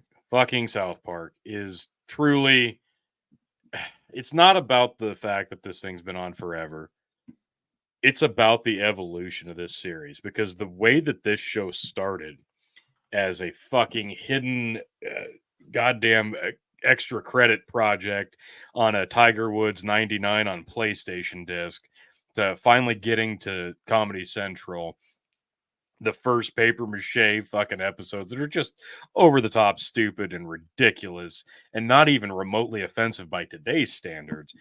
And then evolving into mostly pissing off celebrities and going after them as hardcore as humanly possible to now basically in record time tackling every social issue in real time as it happens with balls of steel, no fear, going at it whole hog and not caring about the consequences because they know damn well there won't be any. South Park has done what so many people wish they had the bravery to do. This show backs down from no one. This show takes no prisoners. And the fact that it's able to consistently be this goddamn funny while doing it, you can literally piss your pants watching this show because it's saying the shit that we all think we just can't say out loud. South Park says it for us. And the fact that it's allowed to do it, when this show ceases to exist, the world will never be the same. There are so many iconic episodes. Holy shit. Fucking Tom Cruise in the closet. just comes to mind right away. Sending the goddamn whale to the fucking moon, Phil. They put a fucking whale on the fucking moon, I'll never forget. I called you after you're like, Phil, you need to watch the episode. It comes on about 48 seconds after it's over. I just called Tony. They put a whale on the moon. They put a fucking whale on the moon, and you were just dying because you knew I had just come to this like, oh my god, yeah, it's just a dead whale. Yeah, that's the credits. Dead whale laying there on the moon. And then they revisited a while later because they sent Tom Cruise to the fucking moon. So Tom Cruise and the dead whale carcass are laying there on the moon. Or fucking Randy Marsh became one of the greatest characters of all time. Yeah. Randy Marsh is every dad there is right now. Oh God, it's incredible. Yeah. The evolution I of Randy aspired Marsh. to be a Randy Marsh as a dad. Yeah. Okay, I was Randy going to Marsh's say this evolution later. summarizes this show perfectly. I was going to say this later, is but the evolution of Randy. You brought this up, Randy. The other day, I was driving my daughter around the farm, and I was talking about the farm, the glorious farm, and respect the farm. And I was going a little over the top. Okay, and in the middle of my rant, she pulls out her phone and plays the theme to Tegrity Farms. Exactly. Just roasted the fuck out of me down to my bootstraps right there. Like, oh fuck, I did just Randy Marsh a little bit, but I will say no more about South Park because I have more to say about them later. All right, enough. Phil, what is your number 3, sir? It's one that we've also covered, so I will do what I can here, but my number 3 pick is The Simpsons in terms of staying power, cultural relevance, its ability to make controversy. Who, like we talked about earlier, Who Shot Mr. Burns became a cultural phenomenon. Okay, it was up there with O.J. Simpson. Newspapers. Yes, we were talking about that in school. The teacher was talking about that to us, not just us amongst ourselves. Okay, that shit was powerful. The Simpsons but they also have the one thing that a good sitcom needs.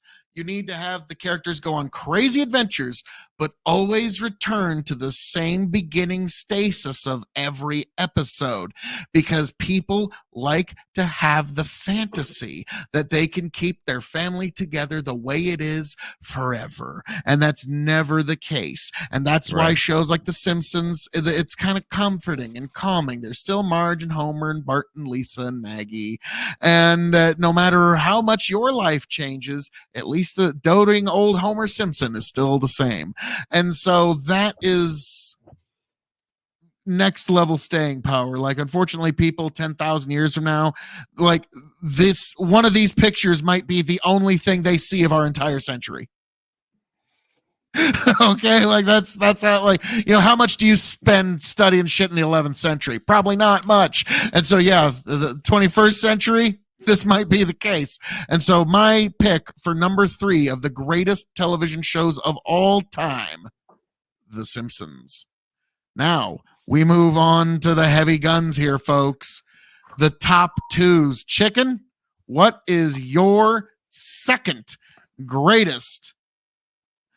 I'm going to be unapologetic on this one. I might be alone on this panel. But I know I'm not alone in the world. Some people will have this as their number 1. So many memes, so many jokes, so many cultural references. If you are not a fan of The Office, I'm sorry, you are missing out. There was so much to pull from this. I watched this. I'm going to tell you the truth, guys. I've watched every single episode, start to finish. I forgot how many times. This is my go to bed.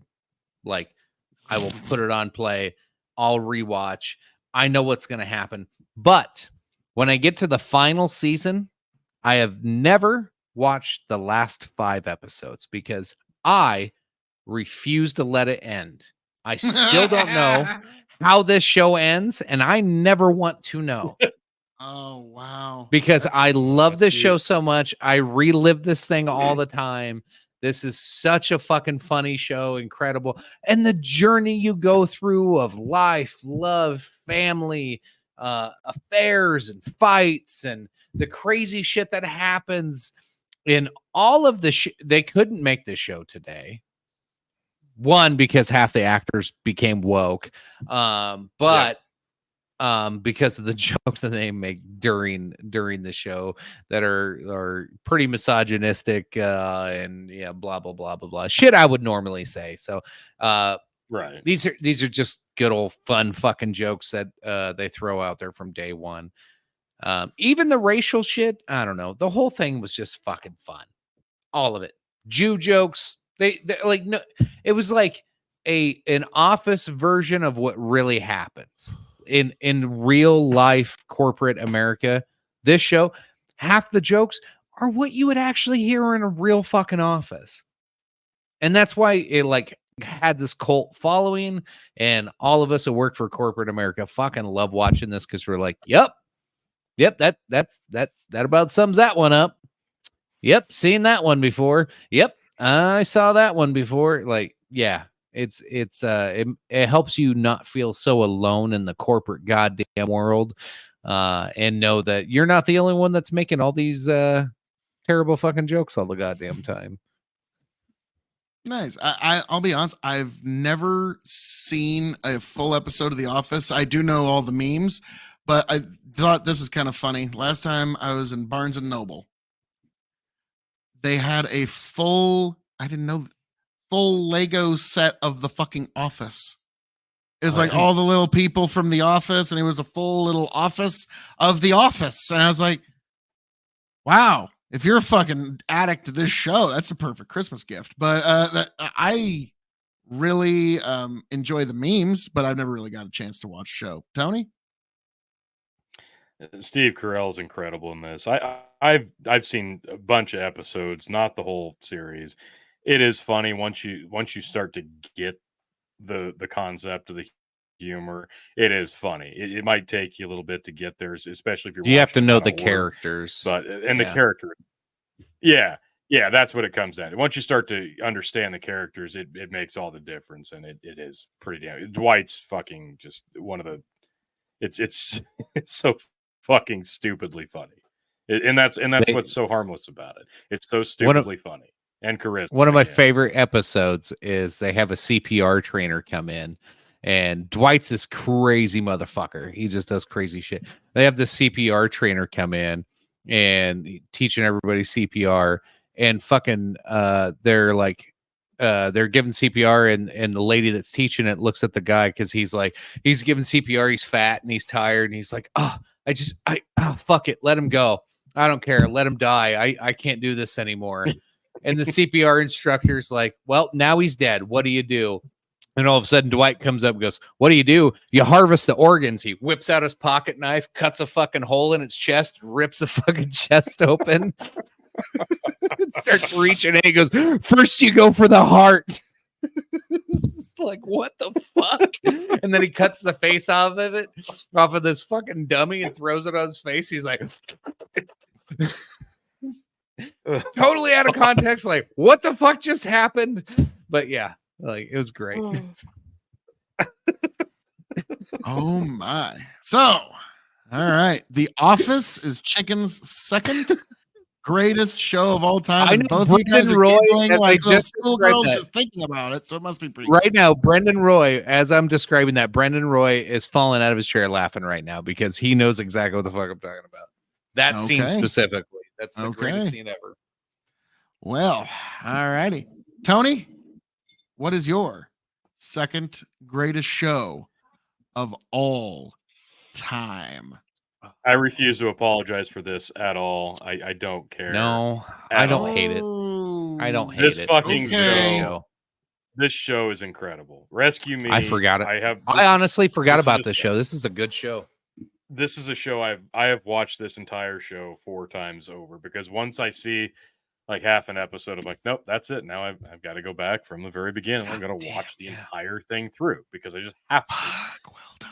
There are so many good actors on this show.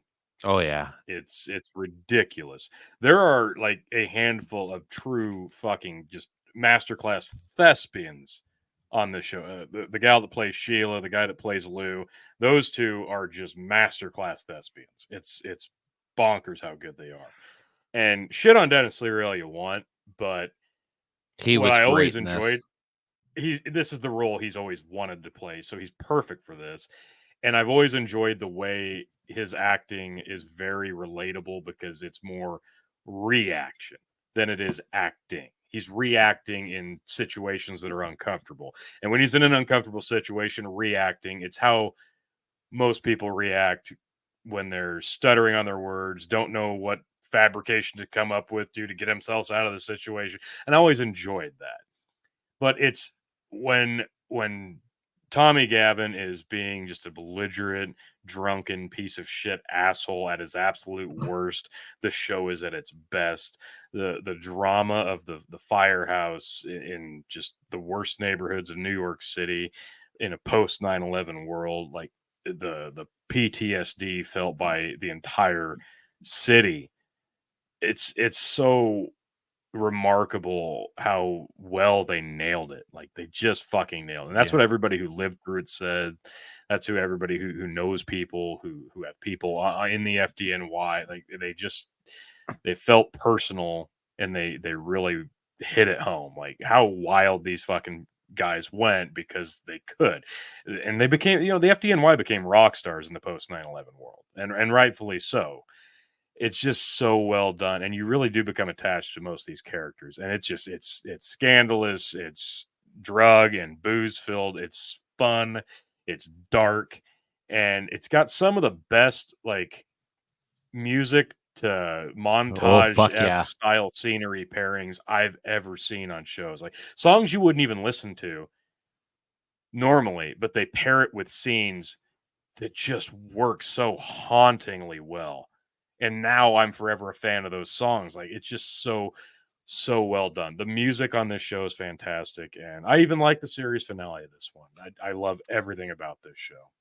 I loved how they took the character of Tommy Gavin, made him a hero, anti-hero, hero, anti-hero, and just over and over, and you just couldn't get enough.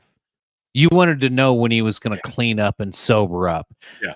And then you want to know when he was going to fall again. And then when he got sober, you're like, fucking Tommy's boring. I want him to have a fucking drink. I miss the old Tommy. And then he would have a drink and go crazy. And then you were like, oh, fuck, he went too crazy. We need to calm him down again. I want him to sober up again. No, I want the ghost back, damn it. Yeah. Like the way they fucking took you on a roller coaster just through his character. All the other characters were fucking awesome too. You could have done spinoffs with so many of the other characters. But just focusing on the Tommy character in this fucking show, like Tony, you nailed this. I totally forgot about this show. Me and my wife used to watch this every fucking week. I miss this show. This was so good. Fucking great. Good call, buddy. Okay, I have to interject here for a little bit. Oh God. Tony, you know my thoughts on Dennis Leary. They're well documented and numerous. Okay. He's your favorite comedian, yeah. Yes. Mm-hmm. And how did you know? And songwriter. But nah, you're absolutely right. This show fuck you up emotionally. You watch it too much. Okay. Yes. Like, whoa. Okay. Dennis Leary's 5-star actor in this show. I'll never forget one of the only episodes I watched the whole way through is Dennis Leary lets his kid get on a bicycle down the street for just a little ways, turns back. Some motherfucker runs him over, and he's got to go through the whole losing a kid thing right there. And like, just the way he's like, even despite like, he's still trying to comfort his wife a little bit, but it's still like, he can't like so much was just in his facial acting there that Rescue Me is one of those, watch it, because it will fuck you up emotionally. You get too invested into it. Okay. And it's funny too. There's so many great bro moments and family moments, heartwarming moments, or sad moments. Fuck, it takes you on a roller coaster. Pretty much every Firehouse show since Rescue Me's tried to be Rescue Me. Pretty much, and not even close. Except for Chicago, whatever they do these days. Yeah. But all righty. My number 2 pick, gentleman, is one of the, like, this is almost my number 1, but I had to give it to a different one. This is one of the greatest shows of all time. If you haven't had the pleasure, got yourself a gun. Got Woke yourself up a this gun. morning. Yes, got The yourself a Sopranos. One of the most perfectly casted shows. Paulie Walnuts, he is actually a real mobster who went to prison. The reason his hands are always in front of him like this is because when you're in prison, you want to have your hands in front of you in case you need to defend yourself. And so that's why he always has hands in front of him like that. And just small things like that really brought this show together. It was literally, I'm going to say, except for their little pause that they had in seasons and the way, like everybody talks about, oh, they never end shows perfectly. I like that they end the show with so many questions so you, the audience, can actually kind of write your own ending in your mind because no one's going to like it. Guess what? No matter what ending you do, no one's going to like it because it's not the one they wanted. Okay, that's just how that always fucking works. And so, yeah, my number 2 pick has to be Sopranos, one of the greatest moments of just facial acting history, really, is the moment where, you know, James Gandolfini's character, Tony Soprano, he's talking down to his wife and he's thinking like, yeah, I'm on top. I'm totally on top. And then she goes, oh, by the way, I got a call from your therapist. She wants to make a new meeting. And you just see just his face like, I just thought you'd be weirded out. That's all. That's all. And like just his facial acting in this was more, and like the minute you'd see like, you knew he was fucking pissed, and he was like the minute you'd see his hand, like you're like, oh fuck, like you as the audience would just tense up because James Gandolfini's acting was that good, and that is why that is my number 2 pick for the greatest show of all time. Well, that rolls perfectly into my number 1 pick for shows of all time. The Sopranos, you're absolutely right. James Gandolfini was amazing in this. The cast through this whole fucking thing, the storyline, even the ending. I know a lot of people gave this show shit at the ending because it just goes, well, spoiler alert, stop the show if you don't know how the last episode goes.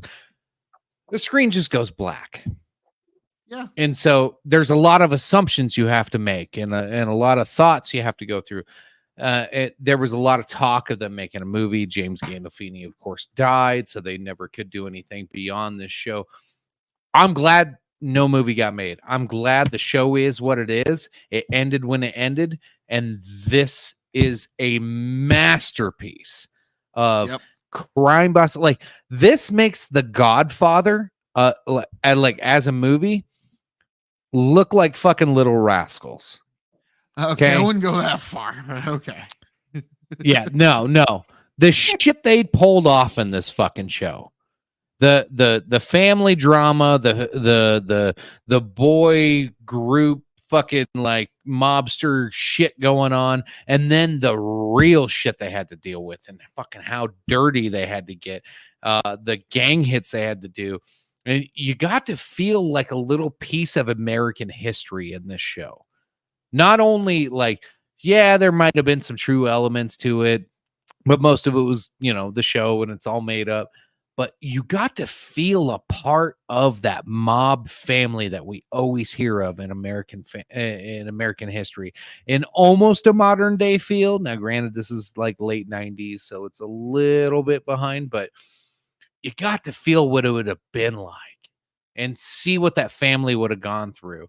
And then being the mob boss, having to have a therapist and know that nobody can know that because they will kill you. Holy shit. You open with that of like him like having this traumatic incident and he's like crying about ducks right at the beginning. And you're like, oh shit. Like you're already going, you can't have a mob boss crying about ducks in his pond. That's not okay. But yet he's a fucking bad motherfucker. It sets the tone immediately in season 1 and it takes you on a ride. If you've never watched it, don't give a shit if you've heard fucking spoiler alerts. You're not going to fucking care. This is so good. it's one of those that you binge watch or just like I've done it before where I just leave Sopranos playing on in the background while I'm doing other things in the house. It's beautiful. Tony, So- you watched it? I've seen a few episodes. I love the gritty tone. Gandolfini's fantastic. There's nothing, bad about the way the cinematography for this was beautifully done. I always enjoy. I really appreciated that, but it wasn't one that I watched the whole thing through. But yeah, it is really good from what I saw. Tony, what's your Alrighty. number one, sir? Yes, Tony G's number one greatest television show of all time. This one, I went back and forth a bit because I could have put Rescue Me there, but I opted for this one ultimately, and I'm going to stand by it.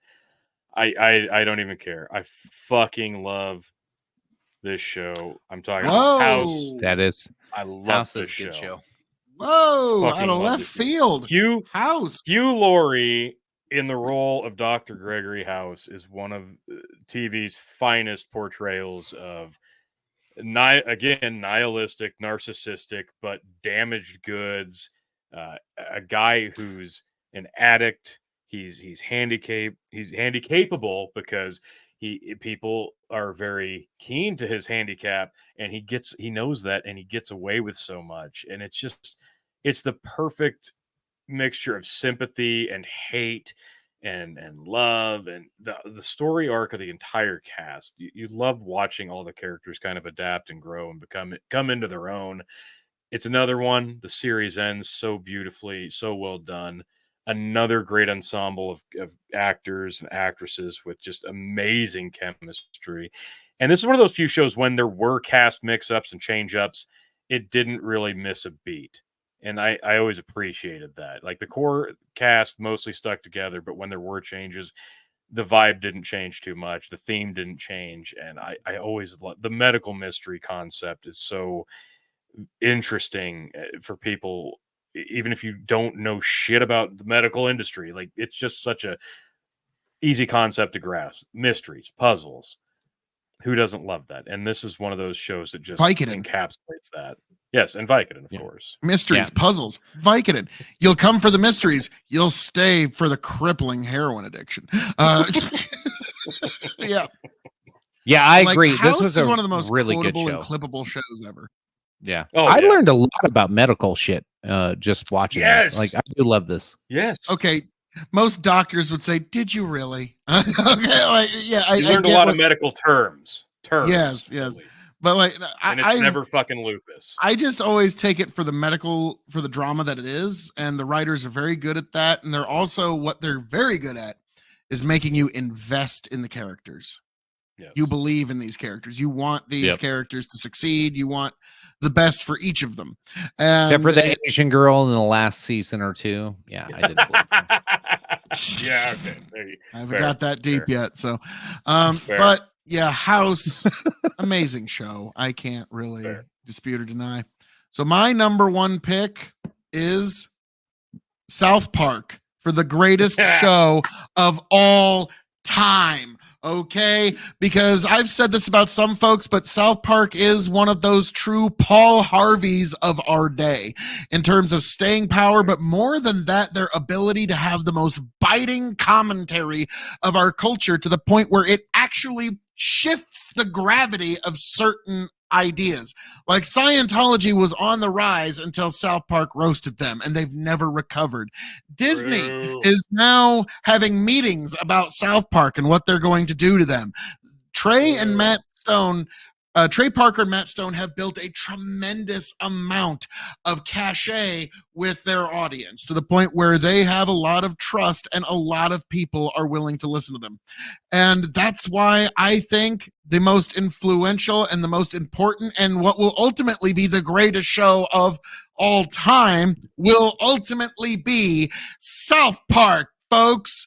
And yes, so that has been our top 10 lists of every single movie of all time, folks, or every single TV show of all time. The top 10 greatest TV. Hey, no, that's a teaser for next time. But folks, as I'm known to say around here, all that being said, Thank you for joining us here at Big Buckin' Empire, folks. I am Phil KOE of KOE Nation on YouTube, TikTok, Twitch, and Twitter. I hope all of you make it back here happy, healthy, much the wiser. God bless, travel well. Raise a glass to yourselves. Tony Chicken, take it away. As always, folks, appreciate you for tuning in. We'll see you next week. Appreciate you. Love you. Bye. Tony, take it away. Can't wait to see you guys next week. Thanks for joining. Thanks for watching, and we'll catch you on the next one. Peace.